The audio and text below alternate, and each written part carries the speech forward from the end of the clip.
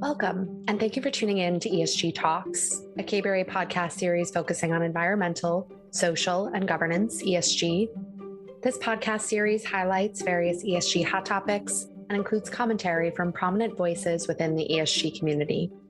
In this episode of ESG Talks, Karen Daly, the head of KBRA's public finance team, interviews Dr. Stanislav Shmelev, an ecological economist and director of Environment Europe. Environment Europe is a think tank and research center focused on macroeconomic sustainability, sustainable cities, renewable energy, ecosystems and biodiversity, and sustainable waste management.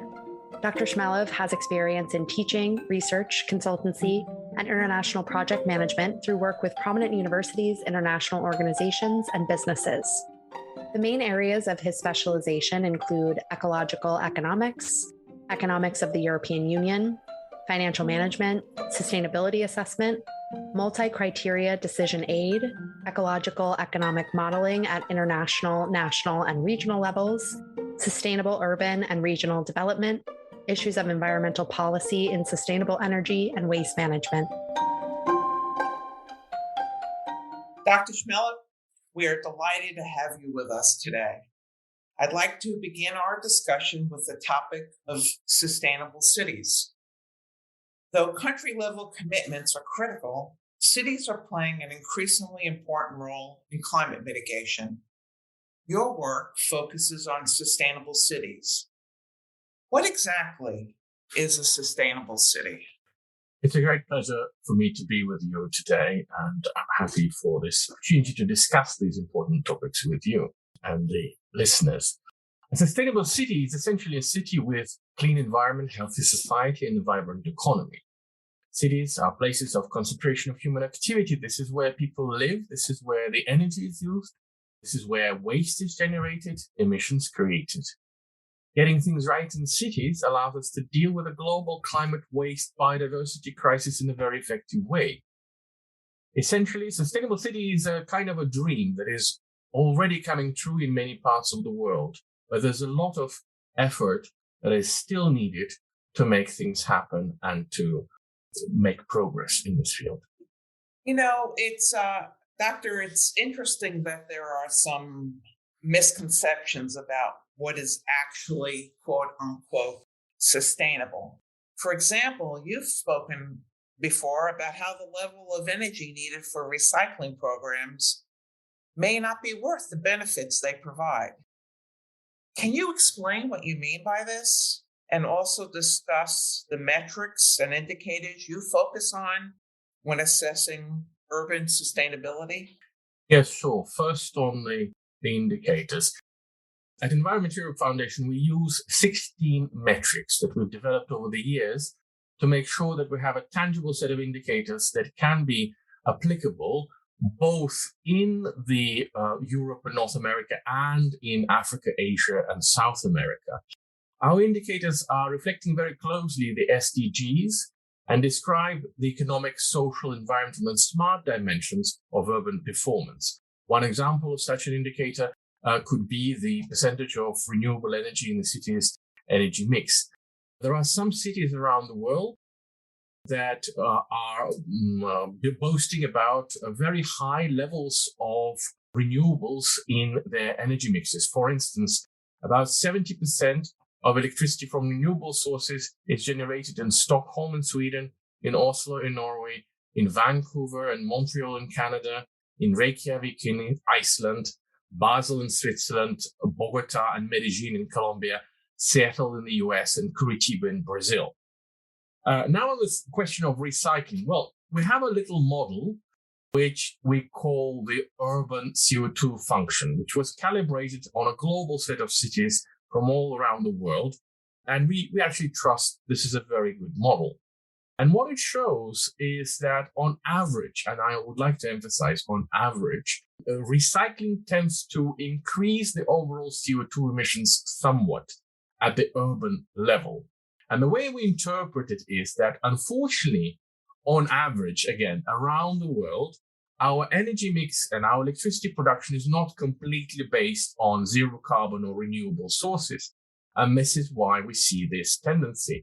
So instead of saying, well, recycling is bad, let's not do it, we could say, okay, so let's use renewable or zero carbon energy that powers our recycling systems. And this way we could break that, connection in a way and make sure that the recycling process also is, zero carbon and non-contributing additional strain on our climate system.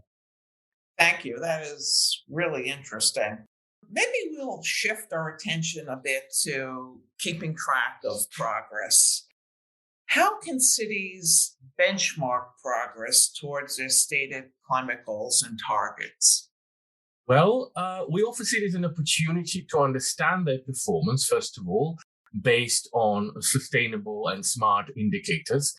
We were invited to present this work at the United Nations World Urban Forum in Kuala Lumpur.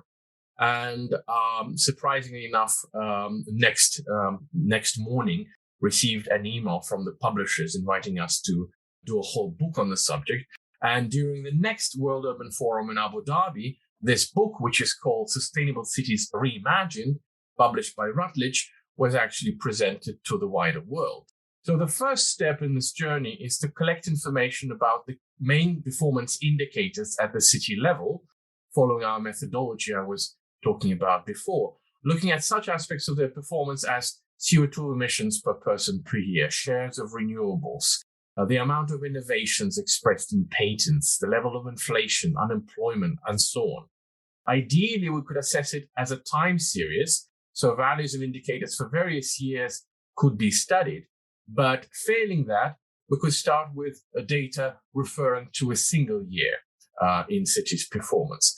What we do then is we compare cities' performance with other cities in our global database, which now contains about 140 global cities from San Francisco to Rio de Janeiro, Stockholm, Nairobi, and Tokyo, as well as about 1,300 European cities and regions. Now, understanding the position of a city in a global ranking allows us to start a process of building strategies of how to make a city more sustainable on each dimension. For example, our CO2 model, which I already mentioned, allows us to recommend very specific steps cities could take to reduce their per capita CO2 emissions. It should be added that analysis is done in a very systemic way. If we have information on dynamics, on the other hand, we could assess the changes over time with the help of slightly different multidimensional assessment and probably even more sophisticated econometric tools. We have looked at these issues at the national scale, where more information is normally available, and looked at the case of Sweden and Swedish decarbonization processes that happened over the years since 1960. We know that today the country has the highest carbon tax in the world, but in our article published in Renewable and Sustainable Energy Reviews, we also described how the use of hydro energy, the use of nuclear energy, and various other taxes that were introduced way before, back in 1957, which were not even called carbon taxes, which were called simply the energy taxes, also contributed to lowering Sweden's CO2 emissions over the years. It really is a systemic approach, and I'm happy to discuss it further. Thank you so much. Dr. Shmelev, can you discuss a few examples of sustainable cities globally? And what are some common indicators of successful sustainability planning?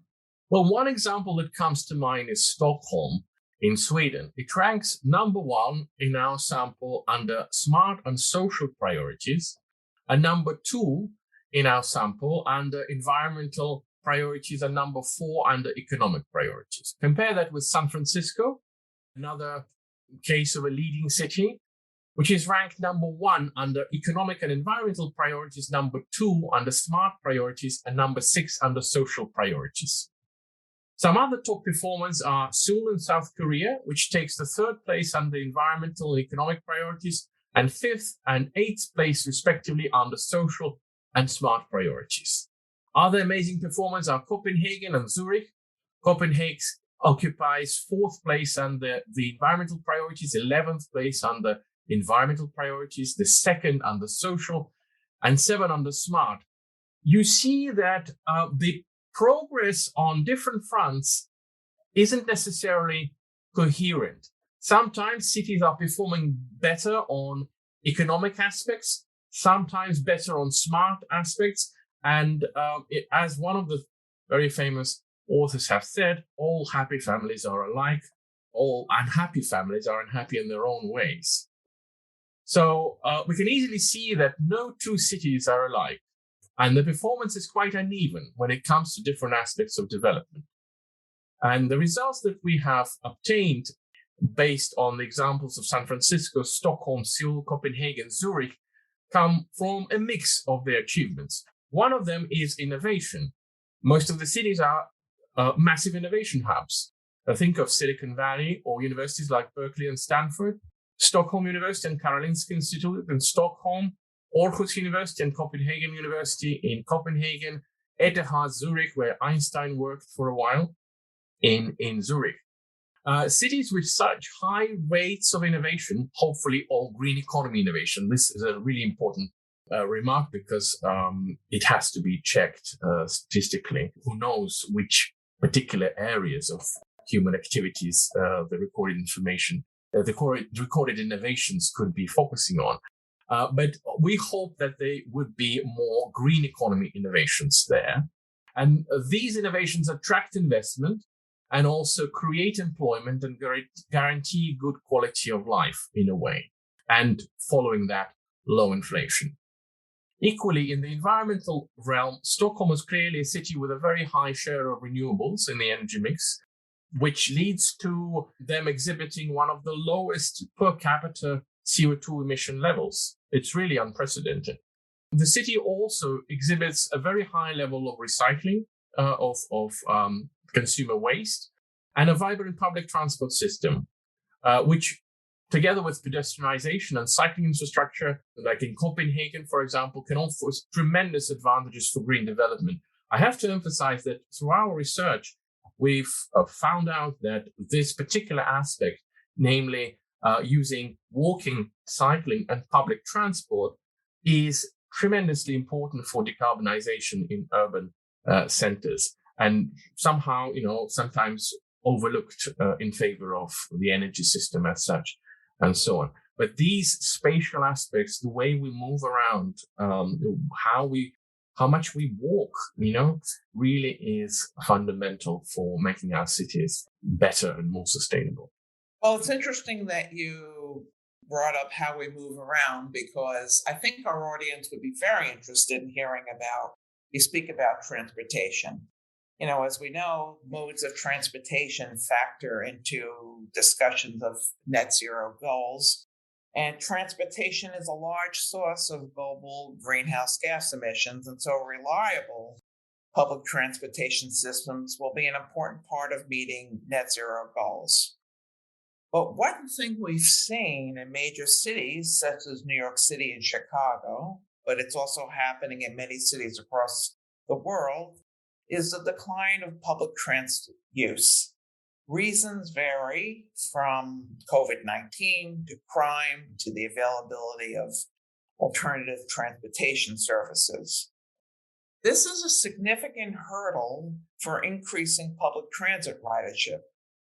Obviously, we hope that this dynamic will change once the risk of the virus fades, but influencing behavior is still a critical part of climate mitigation. Can you speak to us about how societal values and behavioral norms factor into environmental planning? Yes, our research, for example, published in the Green Economy Reader, a book that we produced back in 2017, shows that values play a hugely important role in stimulating sustainability. For example, cities that are based in Scandinavian countries tend to exhibit much higher sustainability performance than otherwise. At the same time, these countries are exhibiting very high values of emancipation, using the methodology of Ingelhard, or intellectual autonomy, using the methodology of Shalom Schwartz. This is particularly interesting because it shows that not everything is subject to regulations through economic instruments. And there are some soft factors or variables that are really hidden very deep in people's minds and hearts, maybe subconscious, culture, and so on. Part of what we're trying to do here is to address these issues through questionnaires and very in-depth research.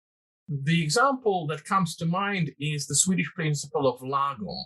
Not too little, not too much, just enough. It seems to be right to mention here this lack of obsession for economic growth for growth's sake and focus on well-being, social interaction, education, sport, art, quality of life. From my point of view, will allow us to move to a post-material social and business model a lot quicker. This particular type of model has been long associated with Scandinavian countries. On the subject of the post-pandemic transportation, what I would say, it really matters a great deal how we move around. And nothing is more effective in moving a huge number of people over urban distances as public transportation.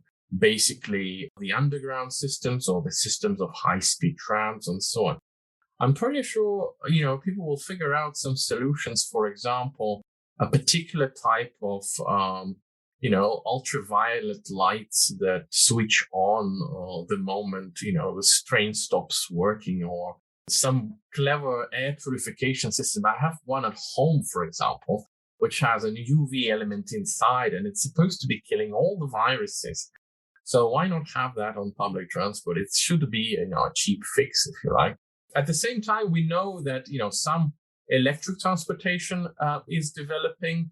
It remains to be seen how, on the scale of the whole economy, including all the different life cycle aspects of the battery production, the full life cycle of production of those electric vehicles, and their use, they will be more advantageous overall because, the countries that are still experiencing non-decarbonized energy systems are probably going to have real trouble switching to electric cars in the foreseeable future.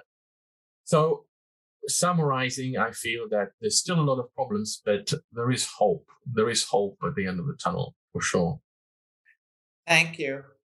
Dr. Shmelev, you've spoken about your research publications and environmental art, but you also have an upcoming summer school course in Oxford. Can you speak a bit about that and what topics will be covered? Yes, sure. The Oxford Summer School in Ecological Economics has been run by Environment Europe for quite a few years, since 2012. And we have been offering a variety of programs from a very general introduction to green economy to some more specialized programs on sustainable cities and ecosystems. And this year we decided to change it all. And we're focusing on ESG investment and new sustainable business models and the transformation of those business models. We have invited some of the leading experts in the field to teach at the summer school. It will happen at one of the nice colleges belonging to Oxford University, but it will be run in a completely independent way.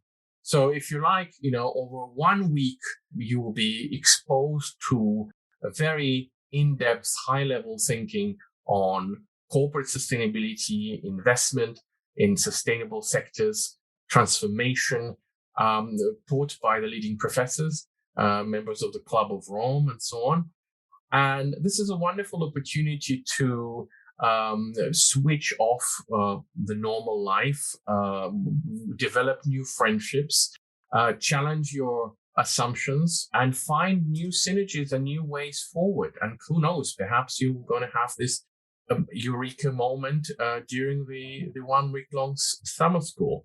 It's been a real pleasure to run this initiative. We've seen people from 60 countries attending.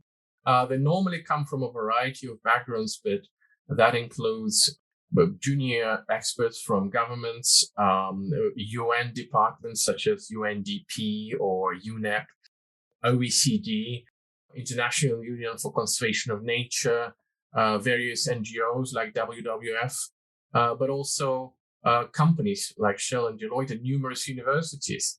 So it's a really good program to attend. And it's very short and compact. Sounds very interesting. Dr. Shmelev, you've been very generous with your time. As part of our Economist series on ESG Talks, I have one final question that we're asking all participants. When it comes to climate mitigation and the energy transition, what gives you the most hope and what keeps you awake at night? Well, I guess the most hope is associated with those positive initiatives, the eyes of the participants of our summer schools that we see. The amount of self-selection that we've observed was incredible. The people who come are usually so passionate about these topics that you really feel empowered teaching those courses. So this has been a tremendously rewarding experience, if you like. And what keeps you awake at night? Well, I feel that we're failing on so many fronts. We're failing to coordinate things at the intergovernmental level, being slow and ineffective. We're failing at the corporate level because there's not enough innovation, and the business world is saying, oh, we need to be regulated to even start anything. A little bit disappointed by, what I hear in business schools, because it's not uncommon to find people who still, surprisingly, in 2021 and 2022, only concerned about the profits and really don't care so much about sustainability. So, I feel like we really need to make it mainstream. Instead of a niche subject that some people want to call it that way, it becomes the foundation of everything. All the business sophistication, the smart finance, the AI-driven whatnot, should come on top of the simple understanding that our livelihoods entirely depend on the natural world. The food we eat, the water we drink, the oxygen we breathe, and so on. And we desperately need to stop destroying and also, most importantly, start restoring the ecosystems that, our own lives and our health depends on so much. That's why I'm also using the less conventional route to reach the hearts of people rather than the minds. That is through art. As you probably know, I'm also an artist, and I was very fortunate to be selected among the world's top 120 contemporary artists by the Arte Laguna Prize last year. And we had a very large exhibition at La Sinale di Venezia in Venice. What is more, this year, that selection was tightened even further, and only 18 of those 120 artists were invited to exhibit at the castles and villas in the Veneto region in Italy. I was absolutely thrilled when they invited me to do a solo show next year at La Sinale di Venezia in Venice. And I feel this could be a wonderful opportunity to get together, to have a little glass of champagne, to discuss art and sustainability in Venice. And we've started a little crowdfunding campaign to make sure we could produce all the works on time, that the supporters will be able to take back to their headquarters and their private houses and so on after the exhibition finishes. I believe that this innovative business model could actually work. Thank you so much. Thank you very much. It was a delight speaking with you. Thank you very much to Karen and Dr. Shmelev for a very interesting discussion. To find out more about Environment Europe, please visit environmenteurope.eu. This concludes our episode. New episodes of ESG Talks air every other week. In the meantime, please visit kbra.com to access our other podcast series, as well as our ratings and research.